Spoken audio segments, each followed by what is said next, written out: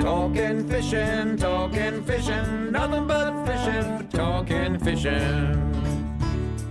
If it's facts about fishing that you want to know, then tune in, folks, cause this is the show. We'll show you all the right bait to use, so sit right back, you got nothing to lose. Doesn't really matter if it's trout or carp, flathead, marlin or a gummy shark. Listen to the guys and you can't go wrong. They'll be talking about fishing till the cows come home. Talking fishing, nothing but fishing, we're talking fishing. Welcome everyone to Talking Fishing, a big show coming to you tonight with all the regular segments, and we promise only a little bit of politics tonight. It's nearly Murray Cod opening, and Adam Ring, you caught your first on the weekend as a bit of a bycatch. You obviously weren't out snapper fishing. No, traded in the saltwater for the freshwater this week, Dave, and yeah, we got a little codder's bycatch, and we did the right thing. Nice little lip hook up, left him in the water and unhooked him and watched him swim away, as we're only a week away from the official cod opening. Not even that, next Monday, that's right, 6 very days. close. And Steve Trelly also joins us. We know him as Trelly. Are the folks in Shepparton lining up at the starters gate, Trelly? The smell of two-stroke oil and burning water pumps. You still have two strokes up in Shepparton? Oh, of course, yeah. We're from the country, mate. We take a bit to click on. Yeah. Like a red band Mercury or a blue band or something like that, are they? Or they Absolutely, put a bit of smoke everywhere and all that sort of stuff? Nothing like it. Boys, it seems like the fishing's sensational everywhere. Obviously, the snapper, in full swing now with temperatures reaching that 18 degrees magical mark, and there are some great fish being caught. Particularly Western Port has dominated again. The exciting thing, I headed out, went right through all those snapper fishermen on the weekend, headed out to my favourite spot at Mud Island, got some beautiful King George whiting, so they're on as well. Yeah, rightly so. I think it's probably a good thing we start talking about the whiting now. A lot of people wait till December, January. I know we're only very close to December, but I guess with the snapper being a little bit tough so far this season, the whiting certainly haven't started tough. They've been great. Well, when you say tough, that's funny, isn't it? Yeah, because, we talk live to a lot of the charter guys on 3AW on Friday nights, and they're saying one of the most frustrating seasons they've seen. There's plenty of fish. As I came back from Mud Island over to Patterson Lakes, I sounded over a few of my spots, and plenty of fish stacked up there. So, but they're finicky. Yeah, I'll say, well, I guess tough, do we mean tough, or have we just been spoilt the last... Maybe we've 4 just or been 5 spoiled. years. Yeah, well, like you say, when they get onto them, they tend to bag out pretty quick, don't they? Oh, absolutely, Reports from our side of town has been really good, or you don't turn a reel. Yeah. And personally speaking, it's not a bad thing to have to work for them. Yeah. I mean, the reward is so much greater when you get them. And I guess that's the most promising thing. It's not the fish aren't there. Yeah. There's plenty of fish there. They've just been playing the game a bit tough, and I guess it keeps us switched on as anglers and encourages us to learn. Yeah, so when it's tough and it's like that and they're finicky, is there a finesse about snapper fishing, or they just bang? Persistence. Yeah, that's what it's called. There can be. There's different little things, but I guess it's not quite as clear cut as that. It's a tough one because we're so used to just putting a pilchard on a bit of 40-pound leader and a couple of 5-0s. Sit back with a can and wait for it to go and just wait for him to load it up. Yeah, seriously. So, that's what the things you can do, Charlie, burley hard. Yeah. If you're not happy, move. Things I like do that. a lot of burling. Yeah. Especially in the rough water. There are things to do. Onto the freshwater scene, it is an exciting time, and as you went out on the yellow belly on the weekend, but Trelly, I think, and we'll talk about it later, that excitement of all the yellow belly coming up following one fish that's hooked, and then the cod. Next Monday is cod opening. That's right. Yeah, the focus has been on obviously on the yellow belly, and we're still getting reports back from Eel and some great yellow belly being caught. Spinner baits dropping away at the bottom, or fishing sort of midstream just above some of the old dead trees. But you're right. Catch a big yellow belly. The other one's coming up like really close to it. And often, in with a net, bang, you got two yellow belly in the one. You only got one hooked up. Ads, you had a story about that. That thing happened to us on the weekend, and that's the first time I've ever seen it. Yeah. And that's as exciting as anything you'll ever see. I haven't caught yellow belly before. This is the first yellow belly I've ever caught, and to see 25 other yellow belly behind it, just losing my mind, going, "What's happening here? Like, this is out of control." And then. Steve caught it, followed Steve's fish up. He's dipped the net in and scooped up one and the one that he's hooked. Yep. It's unbelievable. It's just over a short period of time. So you'll see that 2 or 3 weeks, maybe 4 max, but you'll see that in that short period of time. It's good you got up and seen it. So is that a spawning? That's right. And is that just a spawning thing? Are you hooking, say, a male or a female, and you're getting followed by? Yeah, pretty much. Look, I'm not too sure it's a male or female you hook, but they're actually in that mating spawning type of thing. So they're actually following follow them along. They want to be together. Yeah, Yeah, that's it. that's Yeah, what I'm get it getting done. We'll hear a few more stories about that ads very, very shortly. But boys, time to check what's being caught by the people at home. Let's have a look at some of the catches of the week. And the first one, boys, Jacob Johnson, 12 years old, a 7-kilo snapper at a Port Welshpool. I've got a feeling he was fishing in the Thorpedale and District Angling Clubs competition, won it, 12 years of age, pretty exciting. It's 7's the new 5. Isn't it? It's you get a 5-kilo fish average this time of year, and you're like, oh yeah, beauty, Yeah. great fish. There's plenty of them. Not now. 7. Plenty 7's the Plenty the of norm. 7s around, yeah. great. And I mean, Port Welshpool is sort of known for those bigger fish that's too. right. So Yeah. a great place to fish. Let's have a look at the second one. Dave Standing, good friend of Brendan Wings and from UFish TV, a beautiful fish of 8.45 kilos in the north arm of Western Port. Well done, Dave.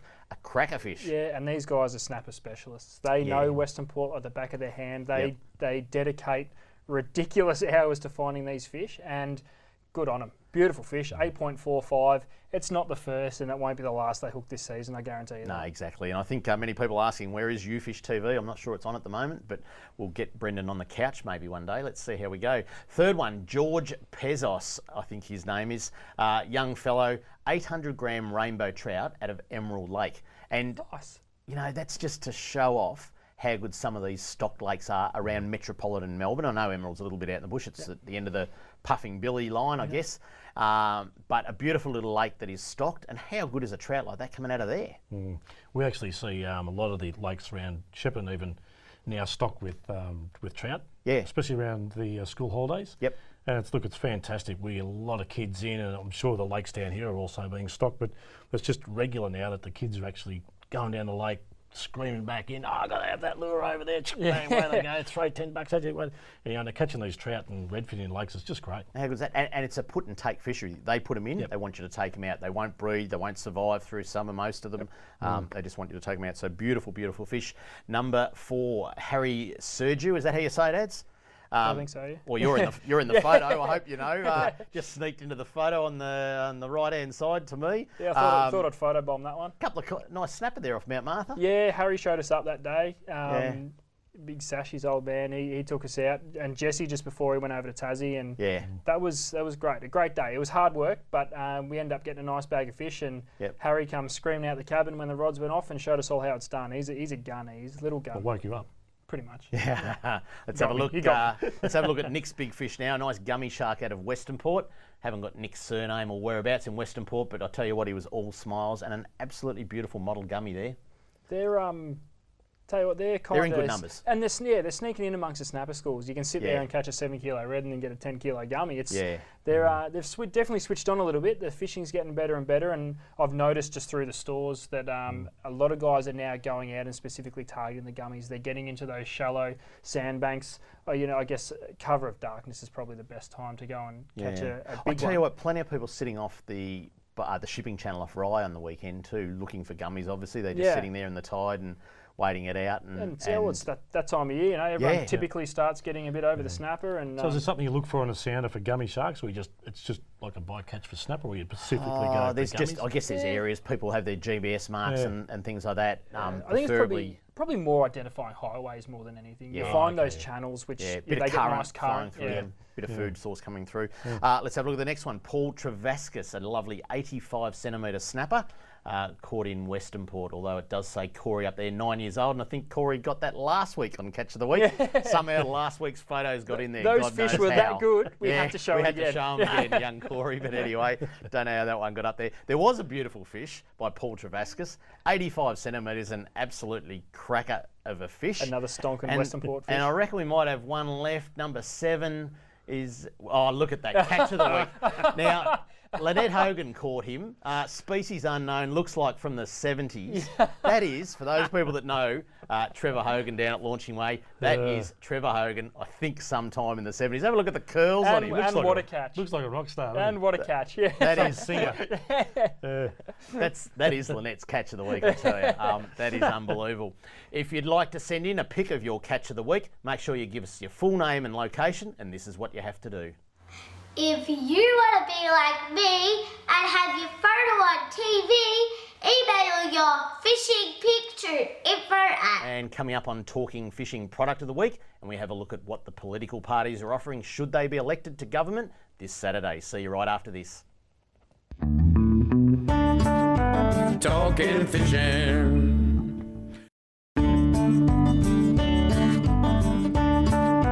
Talking fishing. And you've got to love product of the week when you haven't got product of the week because you left it to Trelly to bring in. So anyway, Trelly, for the people at home, we've got some beautiful photos, but nothing to touch in the studio. But we're going to talk cod lures now. And of course, cod season opens on Monday, the 1st of December, which is next Monday. People will just be getting their tackle boxes, dusting off the cod lures and going, we're ready to go. So let's have a look at number 1 and tell us about that, Trelly. Right, now this one is a Vibe. Now, there's a lot of these on the market, but it's really important to actually, when you buy this product or a product like this, make sure it's got a nice big flat nose on it. Now, you can see the flat nose on that there. What that'll actually do is it helps or aids that lure to swim at a really low speed. If you buy so them it digs the nose in? Yeah, it sort of digs the nose in, but what it does, it gives you water resistance and it'll make it swim from side to side. It'll allow it to do it at really low speed, right? So that's very important with that particular lure. You'll also notice it had a little bit of a fat belly. So when you actually cast it in and let it drop, it'll actually swim down like that. So a lot of Vibes out there in the market. Pick one with a nice flat nose on it like that to swim at low speed, especially with fresh water, where you're trying to cast in the bottom and just pick it up and retrieve it really slowly. It does the job for you really Now I'm well. going to ask you some dumb questions if you don't mind, but do you troll that or do you cast it or do you do both? You can do both. Yeah, you can do both. So it's obviously it'd have to be a pretty slow troll. Reasonably slow troll. But what you can do is when you target your area, you can actually throw that out, count to 1, 2, and then retrieve it slowly. And then throw it out, let it go all the way to the bottom, so you can fish different levels at the same time with that particular lure. Dropping it on the bottom and picking it up and retrieving it back, down, drop. Is that what you were using on the weekend? Ads? Yeah, we did use a lot of that style of lure, and for that reason, very versatile. You could change up your water depths quite easily, really. It's just a matter of letting it sink. Let it sink. That's right. Count 1, 2, 3, and then go, or 5. Or let's have a look at number 2, product of the week. Obviously a big bib on that one to get it down nice and deep. Now this is typical of a minnow lure. They come in various lengths, sizes and colours, and the bib shape determines on the resistance of water against that bib to actually how deep it goes. That particular one swims about 25 feet deep. So you'll see ones with smaller bibs, they swim at about 15, and generally fresh water. Both of those are used just with different, whether you're fishing deeper water, the middle of the river, or you want to fish the edges of the river. Really important with those ones there, if I can sort of explain, if you're trolling them, you're going that way and your lure's out there, when you're trolling them, have your rod tip up towards the front of the boat. So then what happens if you're bumping along the logs and things like that, you've got enough room to give it some room or give it some line. Give some slack, the lure will actually float up a little bit and then keep it going, and you'll go over a lot of your structure. It's amazing how much structure you can actually swim those lures through without actually hooking up.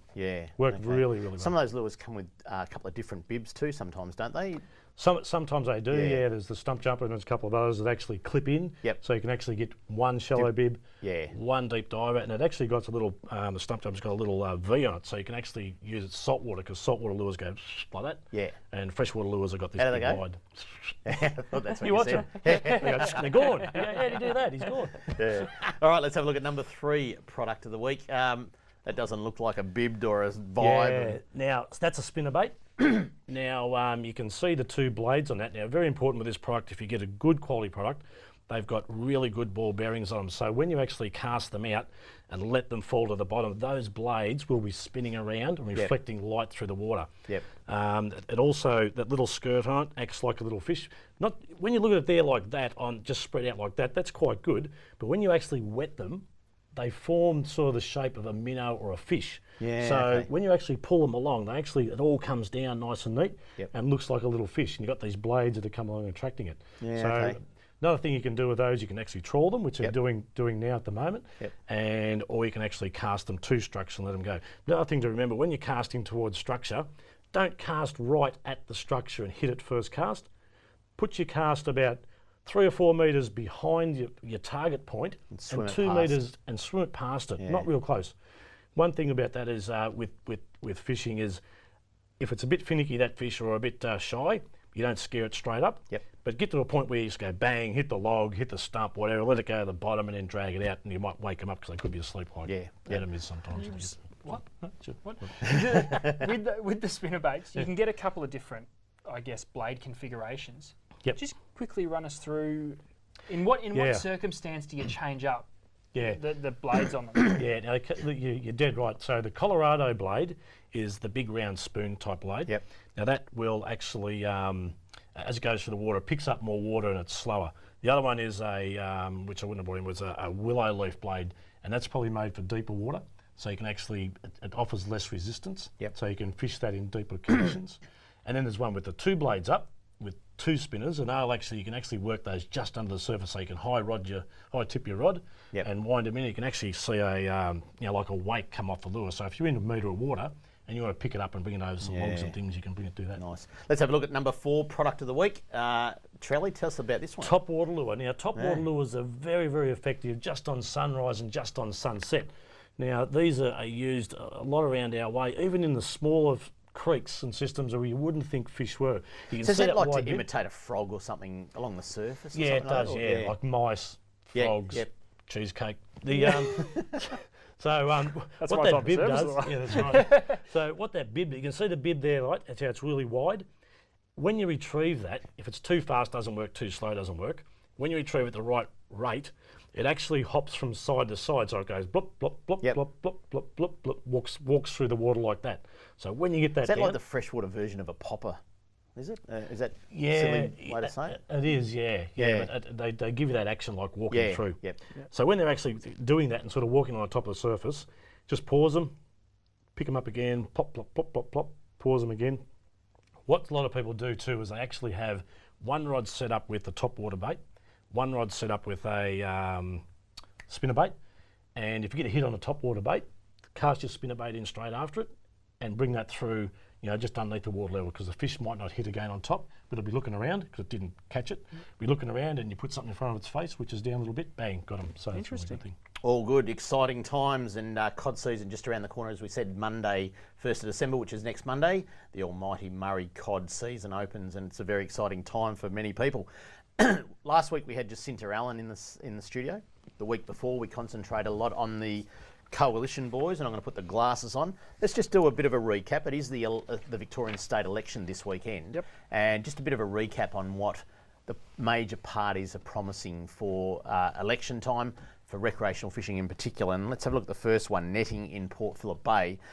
You've got the Coalition, a $20 million buyback over 4 years. It's a voluntary buyback for the first 4 years, and then all netting to be phased out over 10 years. So that's a great news story for Port Phillip Bay. On the Labor side, $20 million matched over 8 years for a buyback of commercial licences.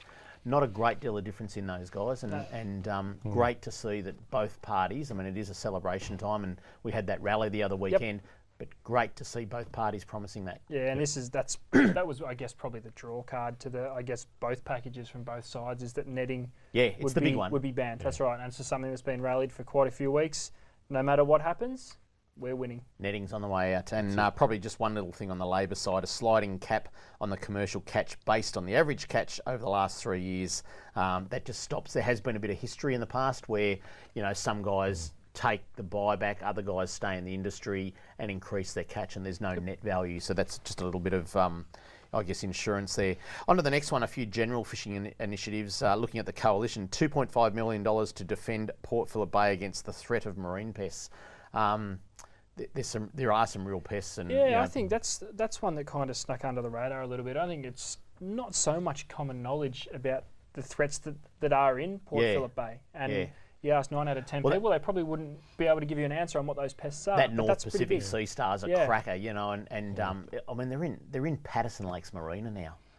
It's where they come in the shipping containers and things. Yeah, I think they've come in over the years in the ballast Trelly, and where there wasn't a lot of regulation on ballast for boats, now they have to virtually dump their ballast water way out in the ocean See and that, refill. So New Zealand has that problem with that Didimo, don't they? Oh, That's, absolutely, that's, transported through the felt soles on wading boots. Yeah. Yep. So that's another one. Yeah, Which and there's can be pretty carried. strict restrictions on fishers coming from New Zealand into Victoria about their gear and how they're going to wash it down. So don't ever underestimate, marine pests and things like that. And it's a great initiative. Another one from the coalition: $4.29 million to upgrade and improve fishing piers, including $400,000 upgrade and improve both the Queenscliff fishing pier and Griffin's Gully fishing platform, and another $3.25 million to upgrade and extend Mordialloc Pier. So some great land-based initiatives there from the coalition. On the Labor side, they're putting $10 million into a whole lot of things. They're calling it a Better Fishing Facilities Fund, capital grants program, develop new recreational fishing reefs, including offshore reefs around the place,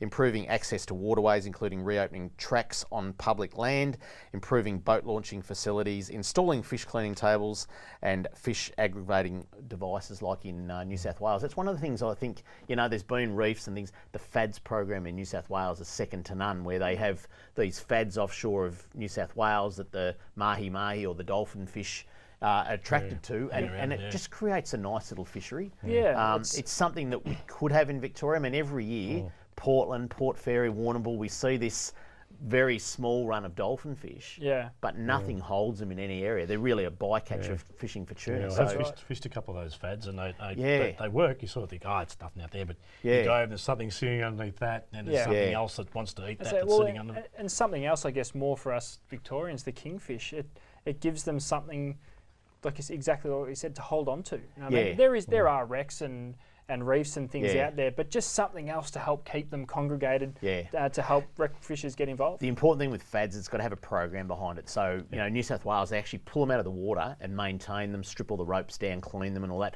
reposition them, redo the GPS marks on the internet. So that's New South Wales Fisheries, years and years ahead of Victoria on the FADS program. But if Labor get in, they're promising that. They're also promising target 1 million to get 1 million people fishing by 2020. They're going to do a whole lot of things for kids, $2,000 for every fishing club in Victoria. A whole lot of other stuff. I can keep going. Implement a marine species stocking program. Expand the Victorian Angler Diary program, open up some trout cod fisheries, Trelly, that we've spoken about in previous weeks, and a minimum size on trout. So there's some good stuff there. They're also the one that I love, and I keep banging on about 15,000 barramundi into Hazelwood Pondage, and boy, isn't that getting some talk going. Oh, yeah. The Barra Classic of Morwell. That'll be good. So that looks really good there, Dave. What we probably don't want to see is if one side gets in, that they don't strip some of the programs that have actually been put in place. It's like the Roman that comes along and strips off all the granite off the Colosseum to go and build his own monument. We don't want all the programs that are in place from the previous government, whether there's a change, stripped to actually build some of these new processes coming. And there's been some ripper things built. You look at, say, the app for the Rec Fishing Guide, where you can get on an app and look at all your bag limits, size limits. That all costs. You can buy a license on your phone now. Things like that. So you wouldn't want to see any of those programs taken away. Stocking's a big one. There's I think every minister's hung his hat on stocking for the last 10 years, and it's got better and better. And we talk about those little lakes, Trelly, with the trouting. You'd never want to see that stop. And we'd like to see our the buyback, if there's money coming for the buyback of this netting. We don't really want to see it coming out of recreational fishing licences.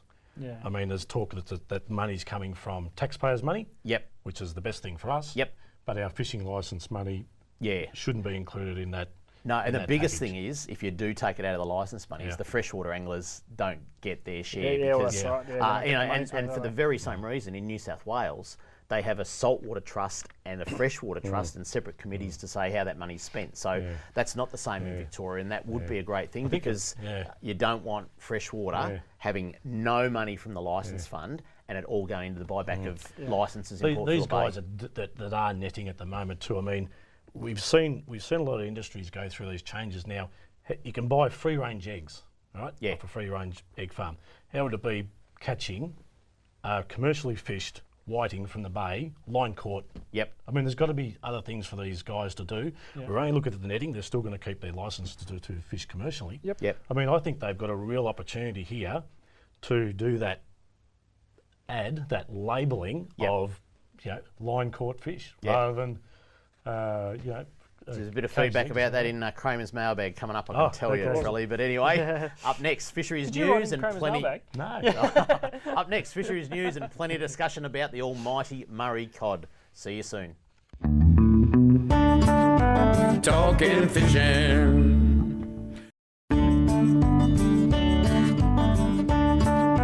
Talking fishing.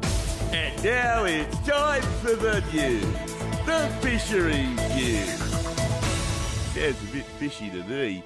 And not a lot of fisheries news this week, boys. I think the state government's just in a holding pattern, a bit of caretaker mode, and fisheries are just waiting to see what happens in the election, because obviously, you know, as in previous elections, a lot of promises, a lot of change of work and things like that. So not a lot of news, but we just thought we'd take the opportunity just to remind everyone of the, let me just grab my glasses again because I'm getting old. Victorian Murray cod catch limits are changing from the 1st of December, which is Monday. The minimum size will be 55 centimetres. The maximum size will be 75 centimetres. The bag limit in rivers will be 1. Trelly, people need to know that for next Monday, don't they? Look, that was a really good decision. Look, I think it got to a point where Victoria and New South Wales were at, you know, going their own direction. Yeah. And I believe Peter Walsh rang up New South Wales minister up there. Yep. And just said, look, this is silly. Let's just make a decision. Yep. 55 to 75. So that was a really good, Yep. as far as you know, Peter Walsh done that. So it just Yep. makes it so much easier for us guys along the Murray River. Yep. No dramas, no problem. Isn't it great to see common sense in decision making like that? Yeah. And just a reminder, the bag limit for lakes will remain unchanged at 2 Murray cod. So great news for the Murray cod fishermen. Trelly, is there a place, you know, like when it's the opening of trout season, there's a big festival at Lake Eildon. When I say Lake Eildon, the Pondage, they have fireworks, they have a bit of a festival there over the weekend, cooking demonstration. Is there anything for cod? Oh, if you come Is it in the back room of if you come Tackle camping World with me, Chef? then Is you it? get a fireworks. Yeah, Trelly's joint. So that shouldn't say that on TV. But look, you got a number of different competitions along the Murray. There's a big one at Mulwala. Yeah, there's one the Cod down at Classic. Cobram, the Cod Classic. There's one down at Cobram. And when's the Cod Classic on? First weekend, so it'll be not this, obviously next weekend. So it falls on a Monday this year. Yep. But there is it's like duck opening. You know, it's just like, we're going to go fishing the cod opening. What are we going to do? Well, we just go fishing and get with our mates and we go out and have a great time. Yeah. So it's a real good, you know, it's a bloke thing. You know, Yeah. It really is. Well, not say it's a bloke thing, you know, it's a family thing. Would I be right in saying the Cod Classic's one of the biggest fishing comps in Australia? I think it's getting up there. I think they have about 3,000 entries. Yeah, so well- certainly bigger than the tea tree. Well, that's what I was going to say. We have the tea tree comp for all of our snapper and things like Yeah. that, but there's multiple Murray cod competitions which attract thousands of entries. Yeah. Pretty good now too, because what they actually do is sometimes you're given a mat, which is like dated and it's particular, that particular competition. So And you've got to have your pull the fish photo out, and- yeah. take a photograph. I mean, with all our smartphones nowadays, it's really easy to actually record the catch, pop the fish back in the water, away it goes, Yep. and you can put your entry in. Yeah. So is it all like that, Trelly, or is there a bit of, I bit of can't killing as think well? I can't, other than carp catching competitions, I can't think of any any freshwater competitions that are take ones now. Yeah, okay, interesting, yeah. Boys, another subject quickly, sharks. 2 white pointers caught in nets off Bondi Beach. A mako seen swimming up the Dalmini Channel. If you know Dalmini, it's a little, almost a suburb of Narooma on the New South Wales south coast, and I think the water would be probably 2 foot deep, or certainly under a metre, and a mako about 1.2 metres long swimming up there with a big leader hanging off its mouth. Some makos being caught off 90 Mile Beach. So we yeah, could be in, we could bronzies, be, whites off 90 Mile Beach. we could be in for a big shark season this year. May well be. It's if that obviously we keep saying the water temperature is quite cold, but there's a hell of a lot of bait. There's a lot of bait. Wish they'd bring that global warming on a bit quicker. Yeah. Cold temperatures. What are they talking about? Yeah, I know. There's a hell of a lot of bait, and when There is there's a lot of food, So it's a there's food chain, sharks. isn't it? It's Yeah. basically stripped down to its finest It is form. a worry. I know it's a bit off topic of fishing, but it is a worry. A couple of white pointers caught in the Bondi Beach nets. I mean, that's getting close, and you'd hate to see some of that West Australian type attacks heading into New South Wales. Yeah, but, that's right. But on the fishing point of view, the makos, I mean, the gummies are good, different sort of species, I guess, but the makos, the blues, things like that, I think we're going to see some very early fish coming in over the next couple of weeks. I hope so, because it's quite a popular thing. It's probably something that I guess hasn't been as popular over the last few years because the fishing has been quite tough. But It's massively popular. I know Beach fish from too, don't they? Yeah, that's Yeah, right. yeah, That's right. And and a lot of other states look at us and go, these crazy Victorians go out and target sharks. But So what do? You say, Adam, take this bait and swim out there 100 metres. we and just drop actually, it. no, I'm the smart one, Trelly. I asked someone else to do it. we actually had Brett Geddes, who you see on Catch and Cook every now and then. He was on 3AW on Friday night, and he described it. So they have guys on paddle boards, right? And they hook their bait onto the paddle board. A guy paddles out half a kilometre and drops the bait, and obviously big sinkers, and so the bait's not knocked around. Half a bucket of blood. Half a bucket of blood, cuts his leg off, and then they're catching these sharks on the beach. And Brett was describing, to get over the breakers, they actually go and climb up the sand dunes. So they might be sitting, 100 metres up in the air, with their line Lines going out out. 500 metres, catching sharks. And they pay the surfers a couple of stubbies every time they go and drop a bait out for them. That's great. Anyway, I say bugger that. Kramer's mailbag up next, and plenty more talking fishing. See you after this. Talking fishing.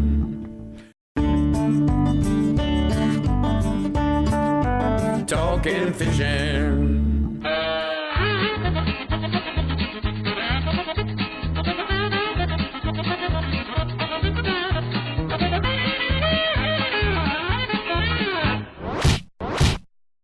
And plenty of mailbag this week, boys, I tell you.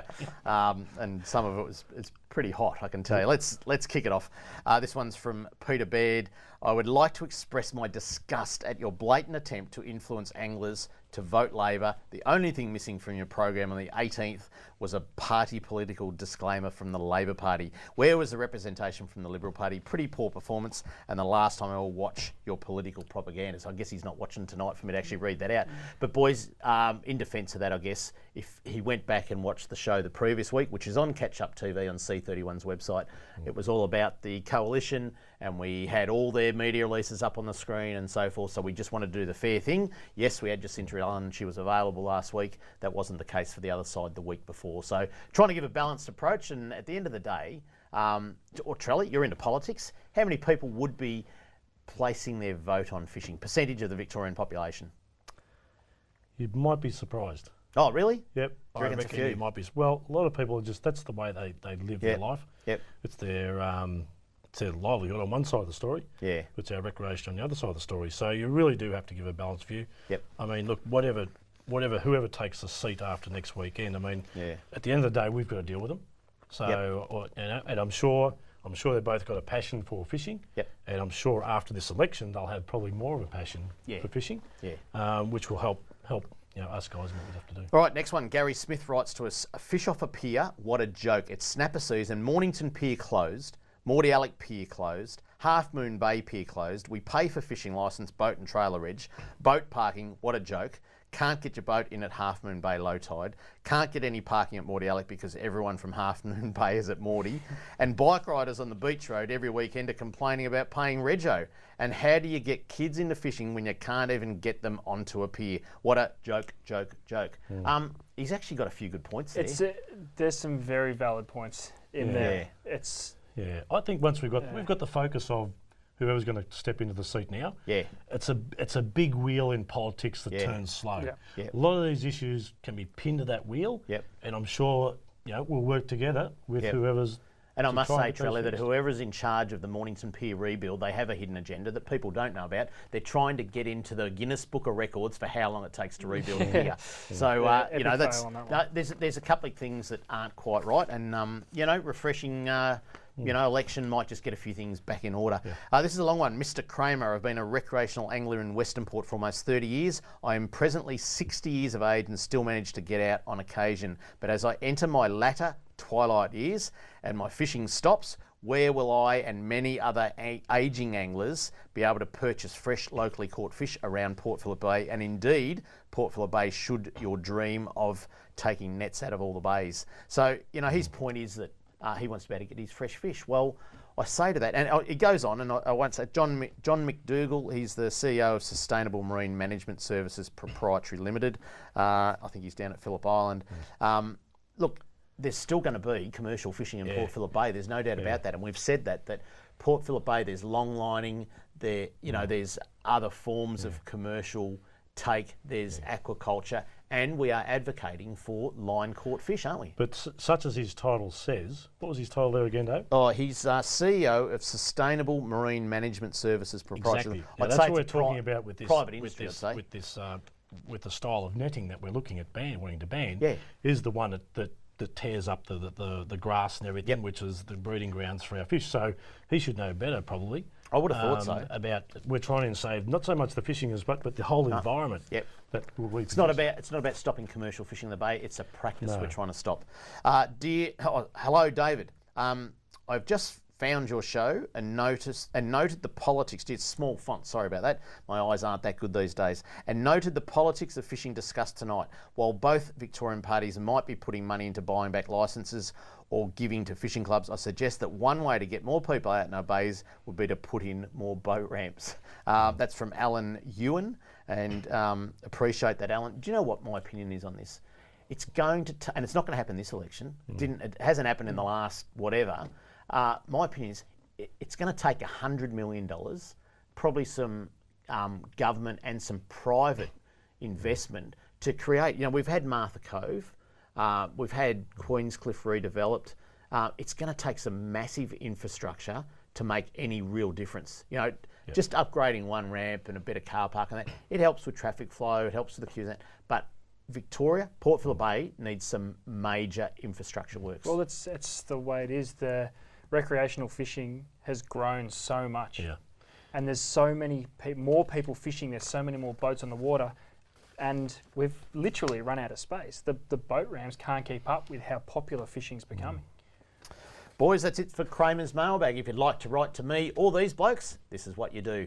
Send your mail to Kramer's Mailbag, PO Box 734, Patterson Lakes, Victoria 3197, or email kramer@ifish.com.au.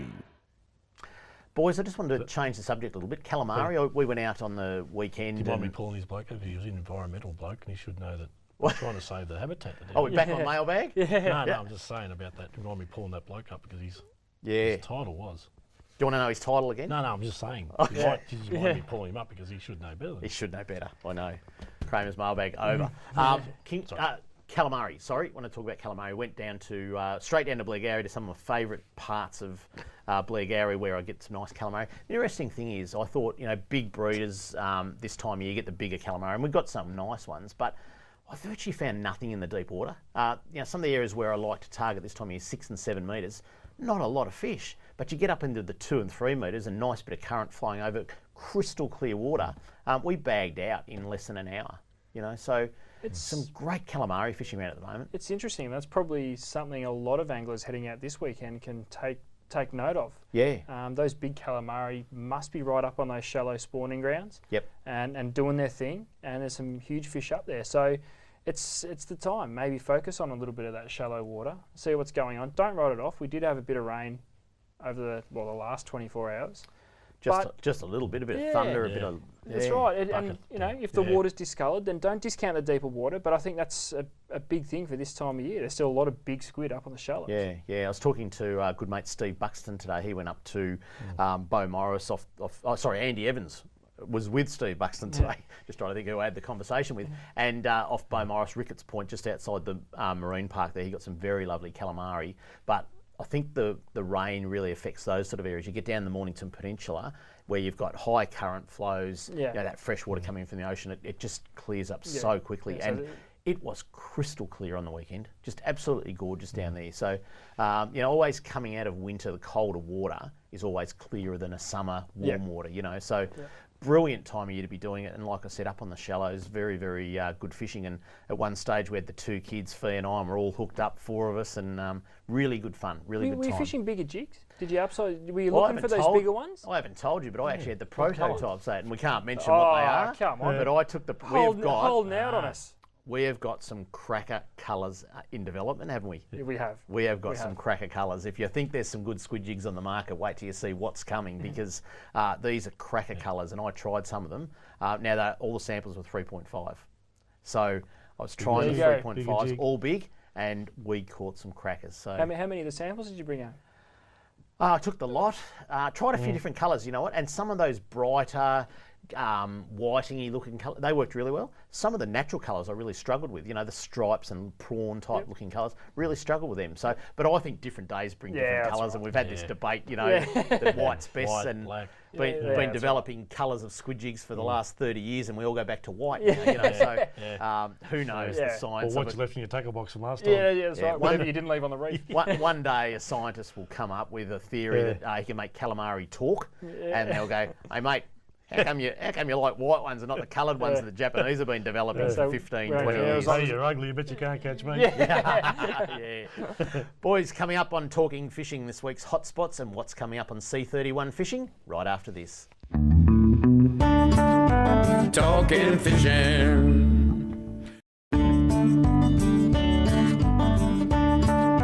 Talking fishing. Hello, Richie Minnow here. It's now time for this week's fishing hotspots on Talking Fishing. Marvellous. You gotta love live TV, Richie Minnow, all that sort of stuff. Can I just put a warning out to people, lads?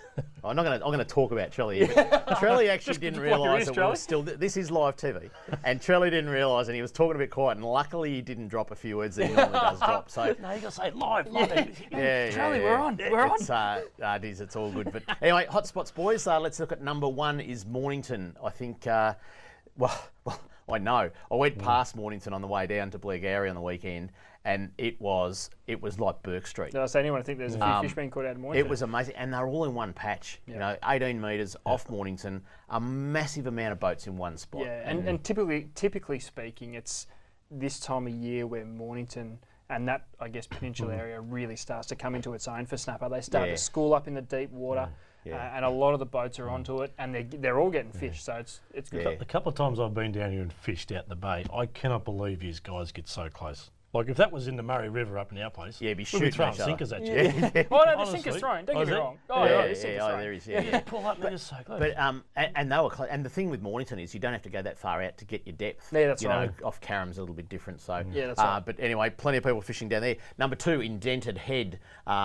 Some absolutely fantastic calamari coming from there, boys. I saw that in your report, Trelly, this week, and some fantastic big calamari coming from Indented Been Head. some big catches down that way, just like you say, nice fish too. Yeah.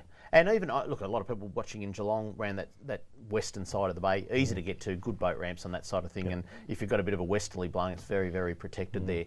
Number three, Altona, up near your Laverton shop, Trelly, and just on fire at the moment because the water is warmer up north. Yeah, that's right. Well, a couple of years Between running now. Williamstown, Altona. Yep. Yeah, I know some of the charter guys, Sharky, Simon Rinaldi, they're all fishing up north now. Warmer water, bigger fish, really good. And you know it must be fishing pretty well if the charter is heading that way because they in years gone they don't have to travel that far, but you can't ignore it. The fishing's that good. They're all cruising north and they're getting rewarded. Even some of the land-based guys are catching some snapper there too. Up that way too, absolutely, Awesome. And we're getting those northerlies now. Exactly. They're spoiling, That's right. They're spoiling parts of the bay where it gets quite choppy. Get up that end, the northern, and the winds come through. It's a little bit protected up that end. Number four, the North Arm in Western Port, like we saw Brendan Wing and Dave Standing catching some big fish there. And not that we want everybody to go and park beside them much, but it is a great place. Again, snapper fishing, warmer water, northern end of Western Port. Yeah, that's right. And if you're not sure what you want to catch, go to the North Arm of Western Port because the whiting are going well up on the banks. The gummies are coming through the main channel and the snapper are schooling up right on the edges of the channel and up into the shallow water. So if you're not sure what you want to catch, the North Arm of Western Port. Yep. I wanted to talk about Tankerton. Every around this time of year, there are some real hot spots for whiting. So is Tankerton one of Western Port's best kept secrets? I reckon it is. Everyone knows it's there, and everyone knows it holds fish, but no one talks about the place. Everyone says, I was down the southern end of the middle spit. It's Tankerton.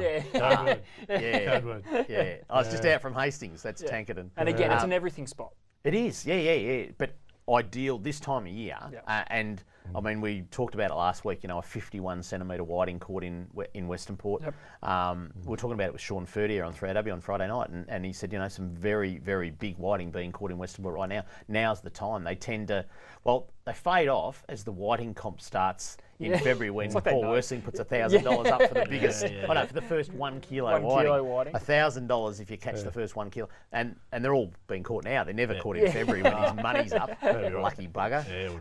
But Tankerton is It's a real good. big squid, big calamari at Tankerton too. You can have your whiting rods out that side and your squid jigs out that side, and all of a sudden you're taking home a bag of whiting and a bag of squid, and you haven't moved. Yeah. Right. That's great. Trelly, the last hotspot, Lake Nillacoody. Tell us a little bit about that place. I was interested to see we're going to come up in a position on the map, but you've actually nearly got it right there. Found it. Yeah, between Mansfield and Benalla. Yep. It's a bit of it's one of those lakes that produce fish constantly, but everyone when likes you to say go to yield. And cod, that's, opening a cod, it's a great place. Yeah, opening a cod's going to be a really good hotspot. Yep. The guys have been over there targeting yellow belly, Yeah. and we've had some big fish, big cod caught in the last probably week or two. Bring them up the side, just releasing them in the water and that type of thing. So it has been going really well just lately. But yes, it's a amongst all the Much of areas a land-based fishery. You can actually. There's quite a few little spots you can get to, you can get access to around the bridge or up the top of the lake. And the land access is pretty good because on one side of a little point there, you can actually fish the shallows, and then you've got the an arm which comes in on this side, so you can actually fish out deep and things like that. So yeah, some good, and the park itself. Yeah. That's it for the hotspots, but let's keep talking cod. Trelly, is there a time of year like this time of year or later, after Christmas into the warmer months, is there a time for bait? Is there a time for lures? Is one better than the other? Yeah, you usually find this time of year when your water's starting to actually warm up, coming out of winter, a lot of the bait that actually starts to come out of the mud, like yabbies and things like that. Yeah, okay. Also, what's happening is that top 2 or 3 metres of water or 2 metres of water warms up. That's where your shrimp and all your prawns, or your freshwater prawns and all that type of thing get to. So your other fish will actually come up into those shallow areas and chase that. So you don't have to fish the deep water. Yeah. You can fish the shallows and all that type of thing. And what was the question? I forgot now. I just said, is it better this time? You are good, Hey, Trelly, Yeah. Trelly, we're on. We're live. Bait yeah, versus Easter's- lures. Yeah. So what are you saying? Lures later on in the season? Yeah, lures later on. Easter Or time. have you that forgotten the week- question already?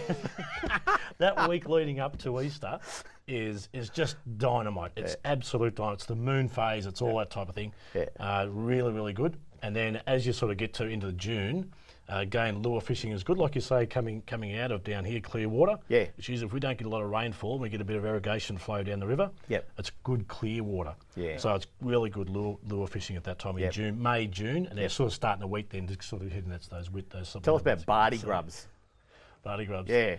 They pull them out of the ground. Yeah. And Where do you find a barty grub? I'll bring one on the show. Apart I'll from bring one on the could show you? next time, yeah. And there's a couple of different ways you can rig up barty grubs, which I'll demonstrate. But yeah, barty grubs are used as a bait pretty much all year round, actually. And can you buy them in the tackle shops? Yep. Like we sell worms and things like that? Yeah, you can buy them at tackle shop. Yeah, they're normally about $2.50 each for frozen ones, roughly. Yep. Is there a good time of year for barty grubs? For getting barty grubs? Yeah. Yeah, well, the barty grubs usually hatch in the first rains in January, February. So they usually dig them around about, probably in the autumn, August, September, October, around about now. And there's a pretty high demand from now, but yeah. Have you forgotten the question yet? Or No. no, so I was just testing you.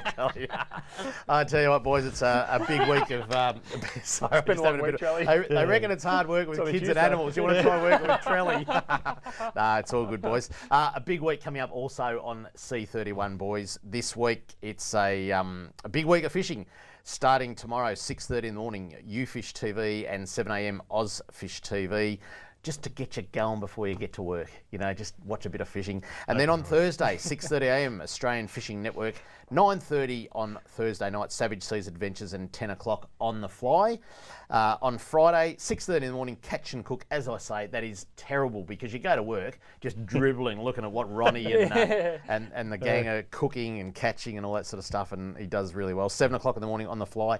And then on Saturday, the big extravaganza, it's UFish TV at 10:30 in the morning, 11 o'clock Australian Fishing Network, 11:30 That's Fishing, 12 o'clock midday OzFish TV. Then you can go out, mow the lawns, drink some beers, do whatever. 6:30 at night, That's Fishing. 7 o'clock Fishing Down Under, and 7:30 Australian Fishing Network. So that's a big week on Channel 31. The other thing people don't realise for our show, if you've missed it, well, you're not missing it because you're watching us right now, but if you want to catch up and watch the show or rewatch the show, Channel 31's website has repeat as of 30, as of Thursday afternoon, Thursday night, our shows are up there on Catch Up TV, and it's all there. Beautiful. So good to see, and people want to watch what we did with the Labor Party, the Liberal Party, all that sort of stuff a couple of weeks ago. You know, you can actually go and have a look at that. So yeah, all good. Hotspot for the weekend. Where would you be heading, Ads? Oh, I'd be going back to Hilton. Yeah. I'm in the You've had a freshwater taste now, tractor beam at the That's moment. it, yeah. It's by no means was it red hot, but you hear the reports, and being in a new place and doing a new thing, it kind of sucks in a little bit. So Yeah. I'd be going straight back to Hilton. Yeah, good on you. That's it for Talking Fishing. I hope you enjoyed the show. Next week, cod season will be open, the election will be done and dusted, and I have no idea what we'll be talking about, except it will be fishing related. Until then, have a great week and enjoy your fishing. We got all you need, just take a look. Watch those fish jump on your hook. So just relax and take your time. Enjoy the show, then drop us a line. Talking fishing, nothing but fishing. We're talking fishing. Talking fishing, nothing but fishing. We're talking fishing. Talking fishing.